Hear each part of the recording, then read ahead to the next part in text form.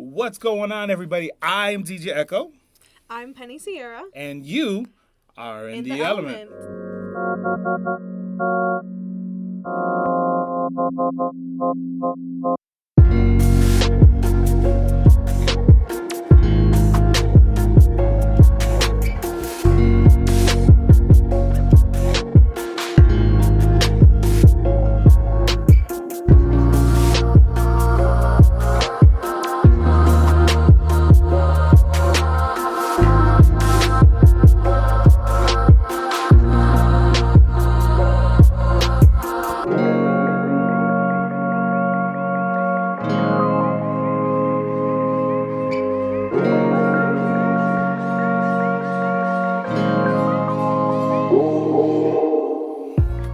What is going on, everybody? Welcome back to another season. It is 2023, and we had to kick off the year with some of our local talent. So this is In the Element 845 Alive. Right now, we are at DMC Studios Professional Recording, 1291 Dawsontown Road, Suite number 9, Middletown, New York 10940. We wanted to start the year off and get some local talent out there. Penny is somebody who I've known for almost like, I wouldn't say forever, but I've known her for a long time. Her family, I've known her family. She's an amazing talent. She just dropped her debut single out there. So, Penny, how are you? I'm good. Thank you for asking. Awesome. I am doing awesome. I'm happy that you're here. We were able to get you in on the Echo Road Show the last day. We were here at DMC, and we had you out there, and you were singing. You were just belting it away, and I mean, just a beautiful, beautiful voice. So I wanted to get you on here to give our viewers, our listeners, a little bit more insight on you. So let's rewind. Where were you born? And then I know you're going to college now, but where does your family stay now?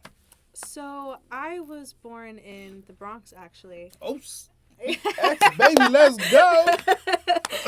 I was born in the Bronx, but I only stayed there for like a few years, so I don't really count myself. I mean, I do, but I. Listen, once you're in there, you can always use that. That's like, you can always use that. Say, I was from the Bronx. That's yeah, it. I don't want to be one of those poses. Gotcha. And then we moved up to Middletown when I was around 3 or 4. Okay. And we've been here ever since, and so now my family, we stay here in the 845. Okay, got it. Listen, everybody doesn't know. For those that don't know, the 845 is alive. We got beautiful places. We got a great landmarks, but the talent up here is remarkable. Okay, let's stay in that back in the days. Let's talk about when you kind of started to sing. When was it more? When did that transition go over from I can just sing and to you can start holding notes, and people were like, oh, Penny, okay, Penny. So when did that kind of transition over and you started to take yourself a little seriously? Yeah, so I started singing when I was 2 years old, and then I started songwriting at 5 years old, and two and 5. Yeah. Songwriting at 5 years old. Yes. Okay, I gotta cut you off here. You gotta give me something. What was something that a 5-year-old would write about? So, I know. Yeah. So at 5, I would just write little shows based on the holiday that it was. Okay. So if it was Mother's Day, I would write a Mother's Day song or a Mother's Day show. Gotcha. Okay. Or one year I wrote an Easter play or Easter musical, and okay. I had wrote a little thing. And nice. I would do stuff like that. Okay. Okay. So you started singing at 2, started writing at 5.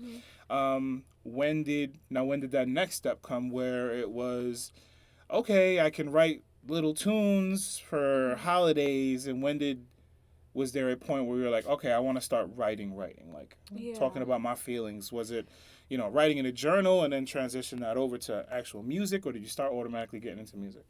So around 3rd grade was when I don't know what age that would be, but I started to I don't know. I don't know either, guys. But I was going through a lot at the time. I was getting bullied a lot. And I would write a lot of lyrics and would kind of come up with melodies and stuff to express kind of what I was feeling and Right. kind of put it into something. And that was when I started to kind of like start to develop that craft a little more. Mhm. And around that time I did a lot of singing at church and at school, and I did the musicals and all that stuff. But it wasn't until I was around 12 where I started to actually gig and actually like perform in the community and, and take it a lot more seriously. And Okay. Who were some of your influences growing up musically? musically, vocally, I would say definitely like Whitney Houston, Mariah Carey, like the greats. But also there's this indie neo soul artist. Her name is Corinne Bailey Rae. Ooh, And okay. Corinne Yes. Bailey Rae is yes. so amazing. She just like, she is a phenomenal. Yes. And also like Luther Vandross, DeBarge, like groups like that. Okay. And people like that. Stevie Wonder is the top one. Yeah, and also there's some like more like hidden artists like Alan Stone and like Ari Lennox Okay. that like All right. really Yeah. shape my sound. Did you so you said shape your sound. How did, because obviously you have your own voice. How did some of those artists kind of shape how you deliver your words? Was it the type of like, I don't know, like how did they kind of mold how you sounded? So I would say that like I really connected with like the way that they sang their melodies and how they sang their runs. And Okay. I was always really drawn to like really interesting like melodic choices and Yeah. really interesting like riffs and runs. And not only that, like it also like the way that they carry their performance really like connected to what I wanted to do, and that Right. is express how I feel and express a story, whether that's my own or just something or someone else's. And if you haven't heard Penny sing, boy can she run. Oh. Let us talk about it. Boy can she run. And we're gonna get into, you know what, let's just slide into, well, first before we get there, was there, and I love asking this question, was there a performance that you can think of where, whether it was you on stage or coming off stage and hearing the employees, where you were just like, oh man, this is it. Like Yeah. this is my high. This is what I want to do. This is where I belong. Was there a performance you can think of where it was just like, this is it? Yeah, I was around third grade. This is right before all the bullying started. I was already feeling some sort of like bullying at summer camp. Gotcha. But there was this talent show that they were doing, and I had always done it with like other people. We did like silly dances and stuff, but for some reason around this time I was like, let me try to sing a solo song. And at the time, like I only sang around the house. I didn't even do chorus, band, or none of that yet. So I went to perform, and so many things were going wrong. The mic didn't work. Yeah. The music didn't work. Gotcha. Like everything Right, was right. going wrong. People already were giving me like a side eye because like I'm like this little girl singing on stage. Right. Everybody else was doing all these like cool things, Mm-hmm. and they got the mic to work, but I had to sing a cappella. So I sang the song, and I just could remember feeling like everything kind of faded away around me, and I just felt like I could just feel it and hear it. This Right. is what I'm meant to do. This is That's where I'm awesome. meant to be. And ever since, I haven't stopped. That's so. it. All right. Ever since you Yeah. haven't stopped. So let's talk about you not stopping. So currently you're in college. Yes. But this year you dropped your debut single. I did. Let everybody know what it's called. It is called Keep It Pushin'. Keep it pushing. For those that have not heard it, and we're about to get into it in a second, but for those that have not heard it, what would you consider like the genre? Like, what's the feel of it? The genre is R&B and neo soul, Okay. and it is more of like a stripped down version of the song, Okay. just because I wanted to give people like a taste of what I could do without giving away too much right away. So it's just like vocals and electric guitar, but Okay. I purposely chose to produce it that way because that's how I originally wrote it, and I felt like that was just the most authentic to the context behind the song. When you were writing this, was this like a coincidence, circumstance, or did you like sit down and like write? You said, all right, listen, I'm going to write this song right now, or was it just like, I don't know, you were at a bar somewhere, or you were at a concert somewhere, or you were looking at the woods, looking at a sunset, and then boom, it just kicked in? It was, I would say both. I had just moved back to school, and I had a really tough summer and year previously, and I was just like going through a lot of stuff. And I had gone back, and like there was no one else that had moved in yet into my dorm. Yeah. So I was like just kind of looking around my room, just taking everything in, like past like a new year, a new semester, and I was like, let me just write a song. I was like, I want to write something. So I grabbed my electric guitar, and I grabbed the acoustic first, fooled around with something, pulled out the electric because I felt like that probably worked better, and then I just wrote the song, and now it's. I mean, that's pretty awesome. He's like, hey, I'm just going to write something. Let me just grab a guitar real quick. I'll kick it in. Okay, so when did it officially come out? When was it officially released? It was officially released in July. July, okay. 2022. 2022. How's been the response from, like, listeners, from your fans, things like that? Like, how are they, what's the feel from them? The feel was definitely different than I expected because when I released it, nothing happened at first, but then it wasn't until I went back to school where all of a sudden, like, people started singing my song, and they started singing it in the hallway, and I was like, huh.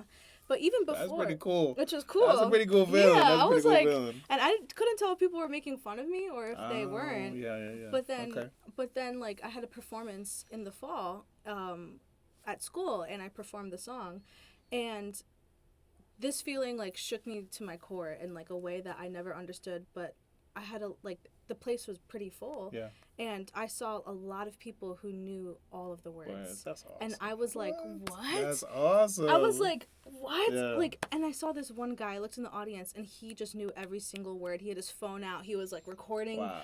I was like, what? I was like, whoa. Like, and I felt it not in, like, a self-gratifying way, but in a way of, like, I have this song that came from a place of whatever, and I wrote this song for not just people like me, but for other people going through something.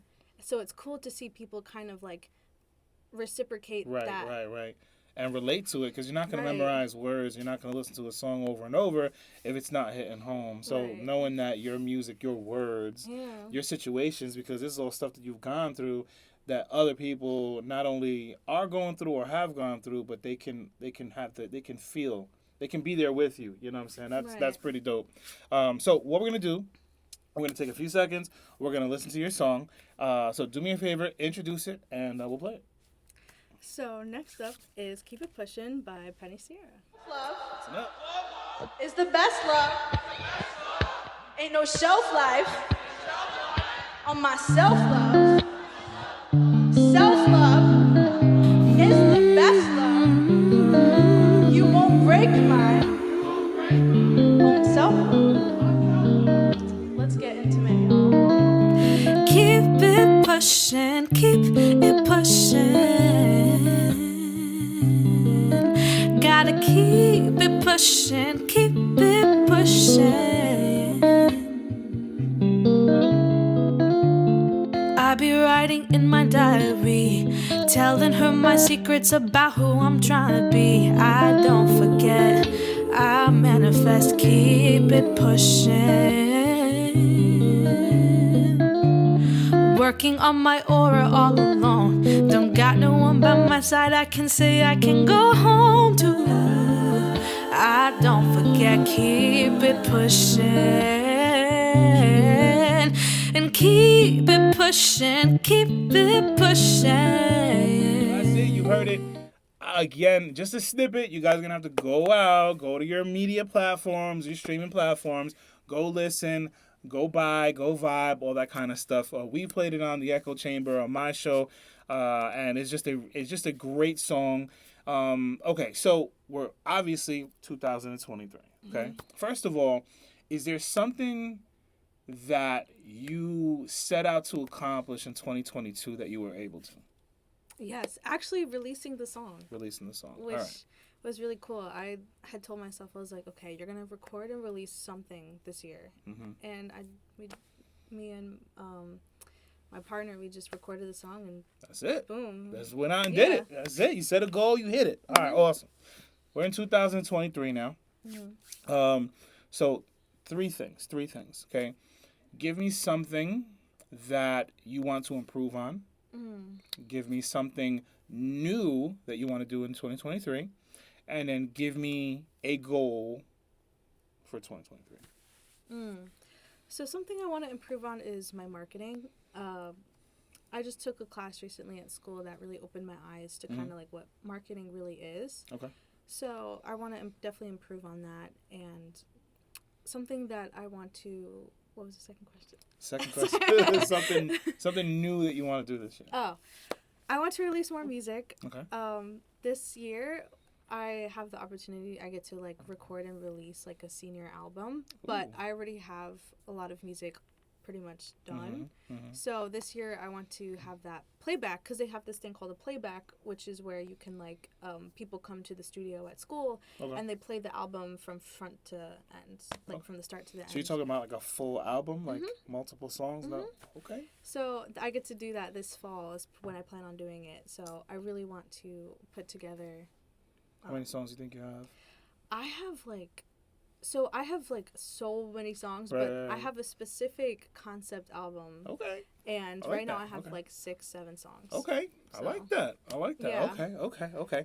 And then a major goal that you want to accomplish in 2023. Getting this project done. Even if I don't release it by the end of the year, which is what I hope to do. Yeah. Just to have it finished and recorded and mixed and mastered and stuff. That's my goal. All right. Okay. Social media.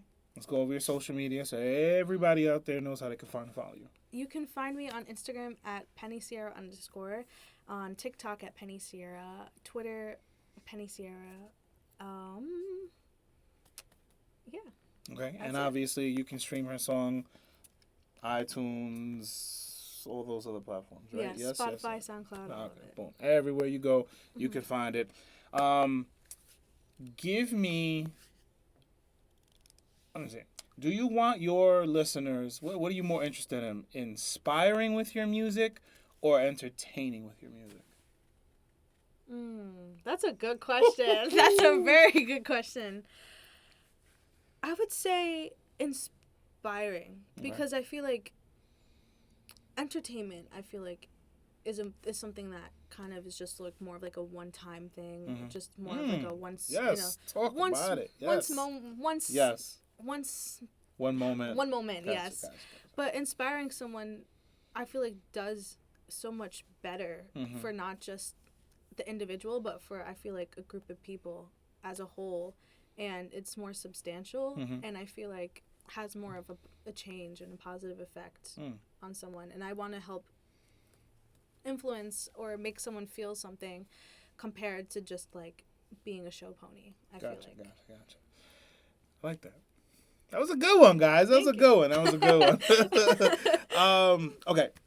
3 things about yourself that you don't post on social media, you don't really make public, but I know when it comes to me and I like an artist, I like to know more about them because it helps me kind of relate more, it helps me understand them more when they put out a song. So 3 things about it. Could be a talent, it could be something quirky you could do, it could be something you might be embarrassed about, but just 3 things.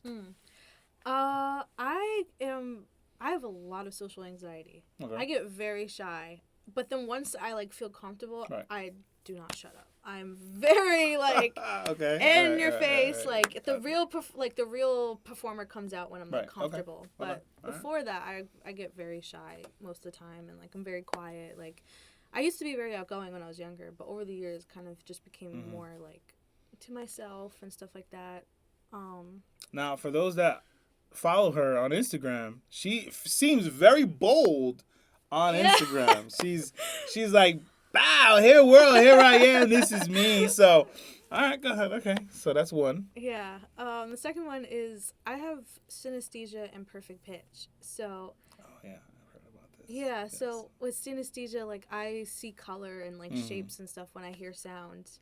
And I also have perfect pitch, and I never talk about those things, like because I don't want to be like those people that is like I have perfect pitch and man, like very like, Gotcha. but yeah. So because obviously you gave us like the definition of synesthesia, but like what can you explain a little bit more? Give us a little bit more insight into how and why, that kind of stuff. Yeah. So when I am like, so for example, if I'm writing and I hop on the piano and I'm like playing a progression, I can see different colors, like in different like if you close your eyes and like kind of like imagine seeing an apple and you can kind of see the apple, it's like that. So I'm not flat out just seeing color like right in front of me, but I'm like seeing it in that space of when you like kind of like close your eyes or just in that headspace. And so I like to write my songs based off the color that I'm seeing when I'm playing different things. Or if I'm singing and I'm singing different runs or melodies, and I used to do a lot of jazz singing, so when I would sing jazz and scat and I would sing melodies or whatever, I could see kind of like the colors and choose the colors of the notes that I'm seeing and kind of use that to help me. Did that kind of like freak you out in the beginning? No, because I just always had it. It only freaks me out in the sense of like, no, not everyone else did it. And one day I was in like band in like middle school, and we were playing this one song, and I went to the kid next to me. I was like, oh my gosh, isn't this song like such a beautiful like array of blue? And he was like, what? He was like, what? And I'm like, what do you mean? What? Now, so and I was gonna ask you that, and it's good that so you see it color on any music, not just your own, just your own. So you see it. You're driving and you're listening to music, and there's colors everywhere. Like, that's pretty awesome. Yeah, that's pretty awesome. I mean, I don't know what that feels like. I mean, but that is pretty awesome. And then the perfect pitch. Just, I mean, again, explain what that means for you when you're singing. Yeah. So when I'm singing, like, if I'm singing like if I'm singing anything, like just by hearing like the first note, I know what key I'm in. Okay. And then from there, I know the scales, I know the chords. Like I can, it's like kind of already in my head. Like it's not necessarily. I think it's like memorizing music, kind of. And I can, because I already just know it inside, I can do things like on command. And like as a kid, I didn't really grow up with like a lot of musical training. I just kind of did music. And I used to always just sing all the time, and I would sing everything in the right key. And my mom used to be like, you're like a radio. You're just singing all the time, and you're just singing it. But it's because, like, I just knew the key, and I knew, like, I could just match pitch. And, like, now that I've had a little more training, like, if you say, oh, sing a C, like the note C, then I can sing C, and I can sync your notes and all that stuff. So it's kind of like perfect pitch is like on command knowing a note, or if you're played a note, you can kind of like identify the note or the chords or whatever it is. Okay. All right. And really quick, for those that have watched our prior shows, this is the best sound you're ever going to get. We are in their photo booth. We're in their photo. We're in their recording booth. When you see the foam in the background, I mean, it sounds perfect in here. It does. So that's why if you're like, wow, this is the best sound we've ever heard. There you go. You understand why. Okay. A few final questions, and again, thank you so much for your time. Oh, thank you. What do you want your fans to know about Penny Sierra when they listen to your music? Whether it's something at school, whether it's the song that you have out now, or upcoming music, what do you want them to know about you, specifically about you? I want them to know that there's more to me than what's on the surface. I write my songs to have, like, most of my songs have a lot of different layers and different meanings, and it's kind of up to the person that's listening to figure out and pick which meaning that they personally resonate with. And for me, however people perceive me might not actually be who I really am, and sometimes I like to kind of mess with people's perception of, like, who I am and what they're seeing and what I'm putting out. But deep down, I just want people to know I'm just like you, just figuring life out and just pursuing my dreams. There you go. So there's nothing. We're all just figuring. We're all trying to figure out this thing called life. Right. All trying. Yeah. Okay. But also, sorry. No. You go ahead. But also that, like, people who like listen to my music and like take the time and care to actually be interested in what I'm singing and doing really means a lot, and so much more than I feel like I let on, and like I really, really care about everyone that really listens to what I'm doing, and that I really appreciate it. So. Okay. All right. So the project that you have coming out for your senior, is that going to be the next anything you put out, or are you looking to put something out off on the side before? Yeah, I have a single coming out Oh, soon. there And we it's go. So Yes. fire. It is so fire. Okay, It is well, very fire. you can't just say that it's fire. We need more information. We need something. No, we don't need everything. Yeah. We just need some tidbits. Give us a little something. A Um. little something. Okay. When is it dropping? I would say February, March. February, Around March. All right, right around the corner, y'all. Yeah. Right around the corner. Okay. Is it a love song? No, actually. No. Okay. I'm just, February love. I Yeah. got you. All right. It's actually Is the it? opposite. Is it what? It's kind of the opposite. It's Oh, not really. Heartbreak. No, I mean it's more of just about how I felt based on how I was being treated Okay. by other people. Right. Okay. Ooh, she coming out for y'all. She coming out for y'all. You know what that means? So many of you out there gonna be like, "Oh, damn, she talking about me." Yeah. Well, so, that's what you get. You know what I'm saying? Yeah. That's what you get. Yeah. Okay. I wanna ask the name of the song, but I'm not going to because we gotta leave a little to the mind there. Okay, so February into March, not a love song. Is it a little bit more upbeat? Is it slow? So it's more upbeat than. I would say hip hop influences. Oh, So- snap! Okay. Yeah. So. Oh, that is enough. Yeah. I'm full. I'm good. That's enough for me. Yeah. That's enough for me.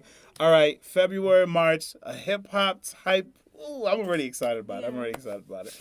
And you guys are gonna have to watch the Echo Chamber, listen to the Echo Chamber, because I'm going to have it on automatically.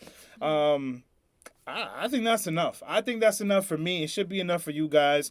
Penny, you are awesome. Thank you so Thank much you. for your time. You guys, her music is out now. Follow her on Instagram. Follow her on her social media. Make sure that you support and vibe with her. And when she has, are you doing any shows this year off campus? Just because.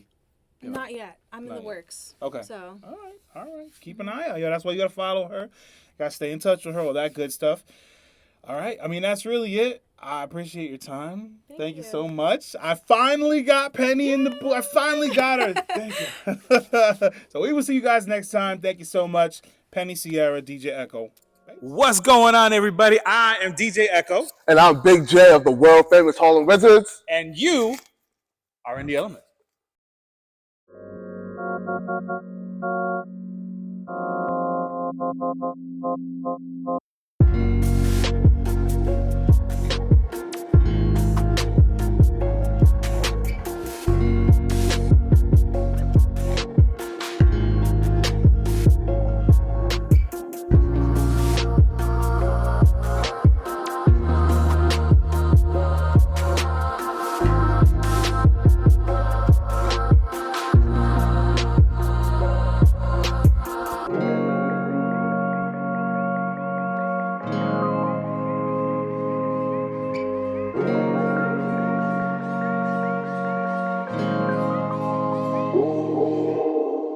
Welcome back.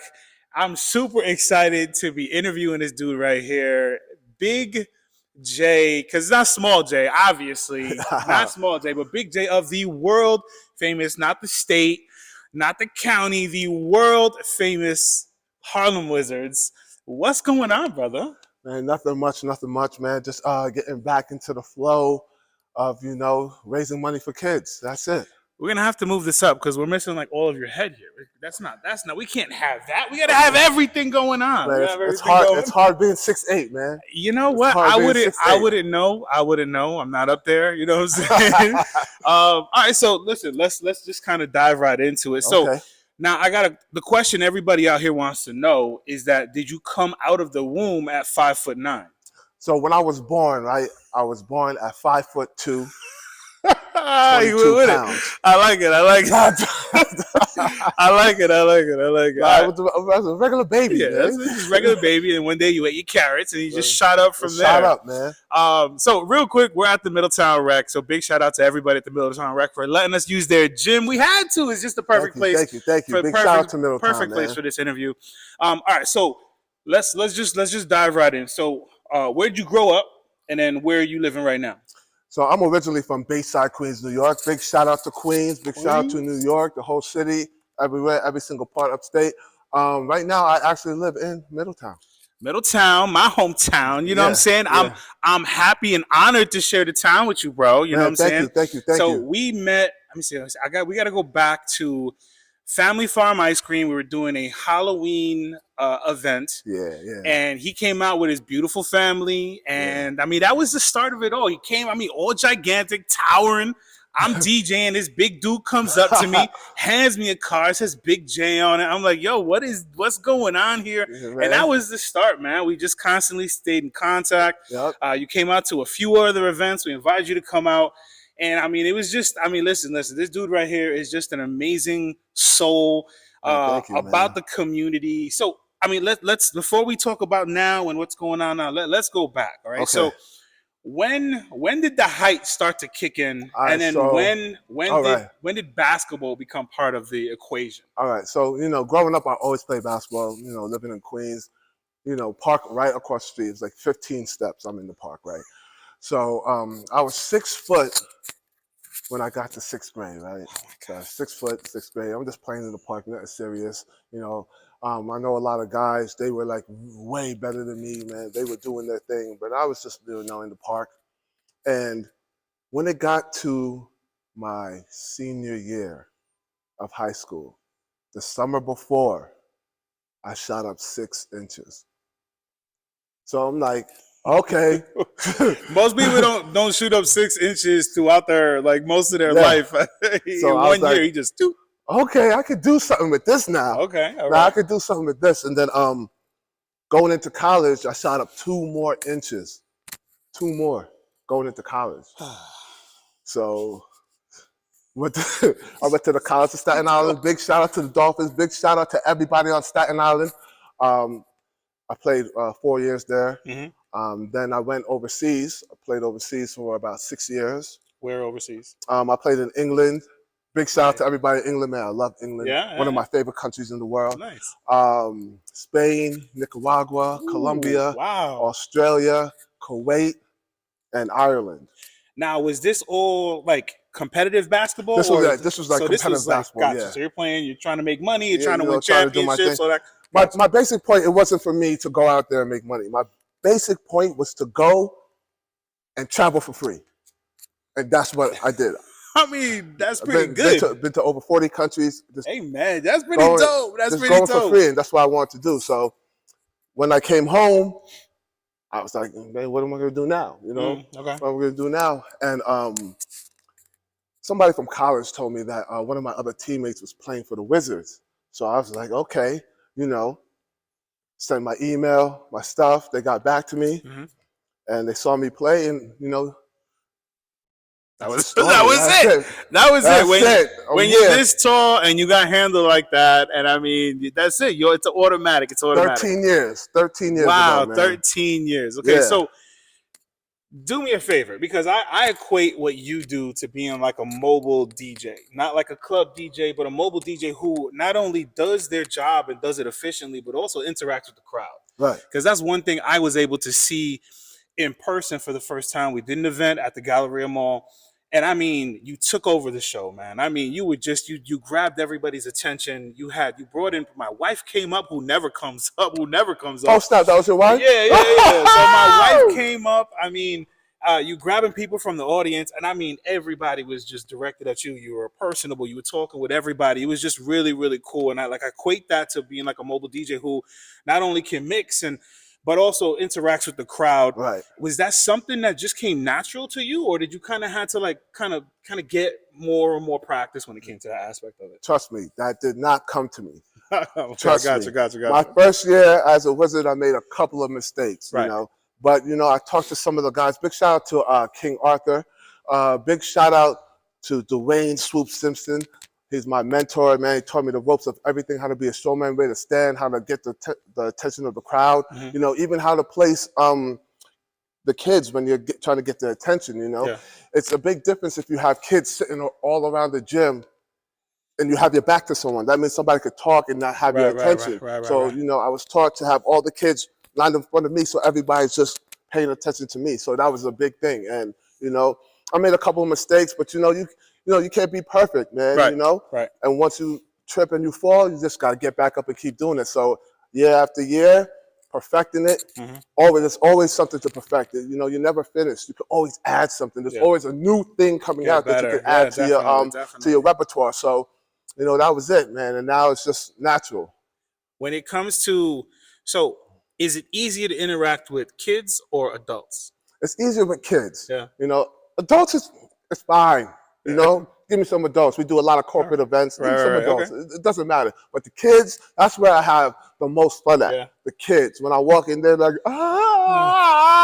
and, you know, like a 15 feet tall to them. You know, even a simple dunk, you know, could, you know, make a kid smile and all that good stuff. So, but the kids, that's where it's at. Okay.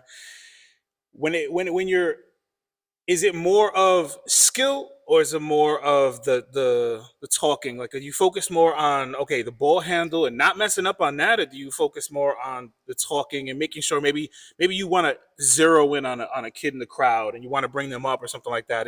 Or is it just a mix of both and you're constantly going back and forth? It's just a mix of both. You know, you want to be tight with your tricks, but sometimes, you know, some of us are just really funny. And, you know, there's a couple of us, you know, there's a few of us that are really, really funny, and it doesn't really matter what we do with the ball. Our personality brings it out, and, you know, and it's really tough, you know, when you're looking in the crowd and, you know, you're not too sure. That's why I only pick excited kids. You know what I'm saying? When I go to a school, I don't really let teachers pick out a kid to come up. I always pick them, so I know they're excited. I know they want to be up here, because it's not about me. You know, I could show them what to do, right? But if they don't do it or put energy into it, it's not funny. Gotcha. So yeah. Do you have a memorable moment that just stands out and kind of just gets you all nice and warm on the inside? Just an experience that you had at an event, whether it was a kid or adult, or just a moment where it's like, this is why I love what I do. Man, you know, there's just so many moments. It's just not. There can't be one. It could be during a show, and, you know, I get a kid out and, you know, tell him to do some dance moves, and then he does all the dance moves and then breaks out to a freestyle and does something crazy. That could be like, oh man, I just picked the right one there. He gets the crowd excited. So, you know, it could be, you know, doing an event, doing a assembly, and a kid comes up and, you know, gives you a hug. That could be, you know, it could be anything. Gotcha. How do you practice that kind of stuff? Just because, like, a basketball, okay, you're playing with a basketball, you can have it in the house, you can dribble around the house. But when it comes to the interaction part of it, when it comes to the entertainment, like, how do you practice that? That's just me. I've been like that. Like, you can ask any of my friends that grew up with me, any of my friends, you know, in college. I'm just like that. Right. I'm just, you know, just want to make sure that everybody around me is having a good time. So I just brought that. And, like, when you see Big J on the court, that's just me. I don't have to walk on the court and be somebody else. I'm just being me on the court. Right. Yeah. Now, listen, speaking about being Big J on the court, we're going to take a second. We're going to let you do your thing real quick, and we'll be right back.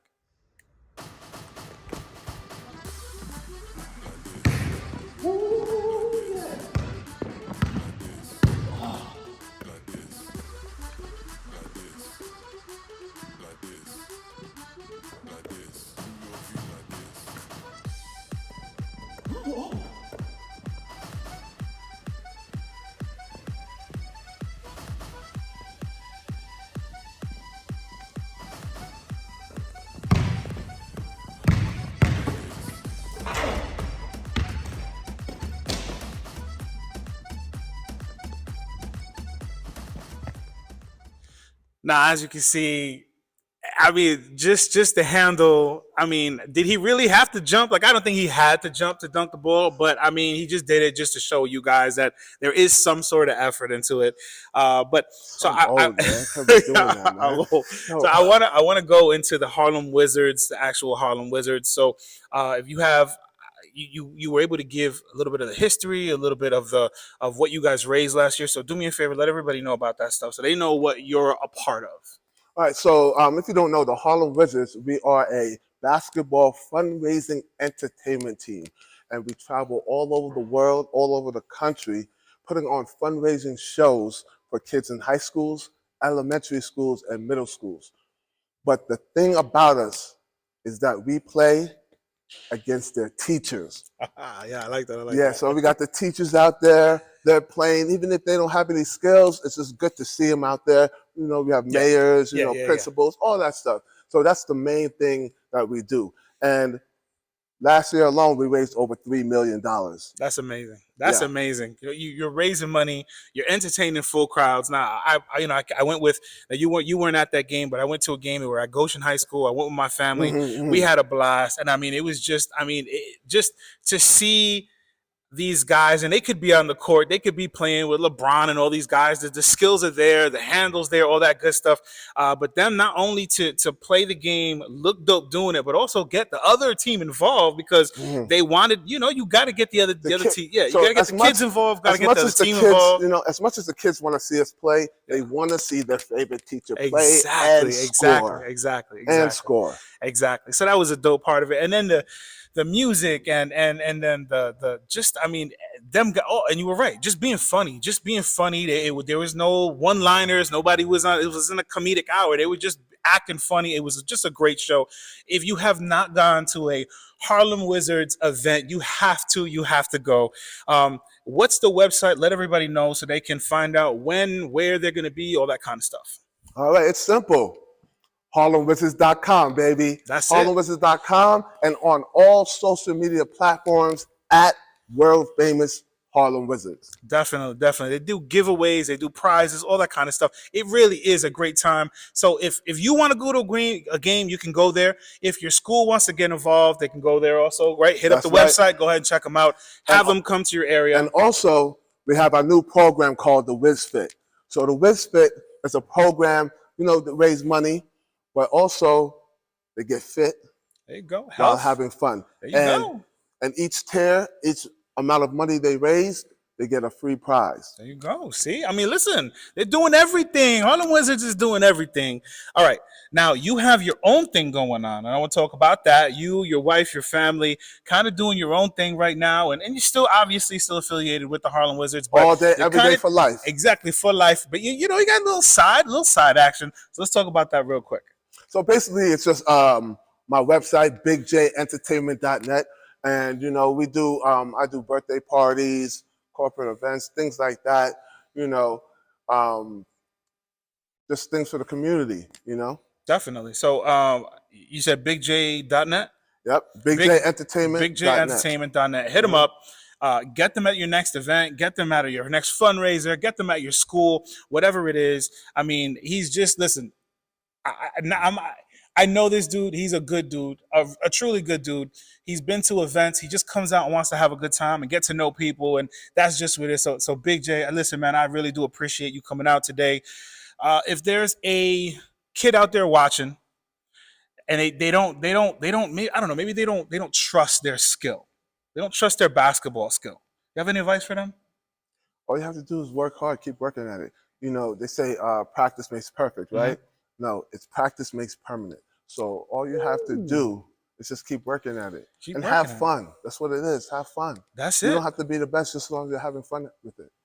I mean, listen, wise words from a very, very tall man. Very, very tall man. Again, Big J, Harlem Wizards, Big J Entertainment. Brother, thank you so much. Oh, man, thank you, man. We will see you guys next time right here on In the Element. HarlemWizards.com, baby. Check us out. Let's go. Hey.